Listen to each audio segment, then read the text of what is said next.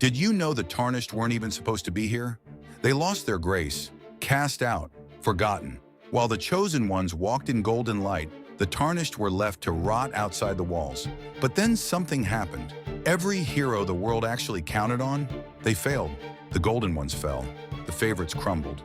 And when there was nobody left, the call went out to the ones who got left behind. That's you. Not chosen first, not the obvious pick. Maybe written off by someone who didn't see it yet. Maybe you've been wandering longer than you thought you should be. But here's what the lore whispers if you listen close enough. The tarnished kept moving. No grace, no glory, no guarantee. Just forward. And that's the thing about being overlooked. It quietly builds something in you that comfort never could. You weren't passed over because you weren't enough. You were passed over because your story needed more time to become something unstoppable. Now rise, tarnished. The lands between are still waiting.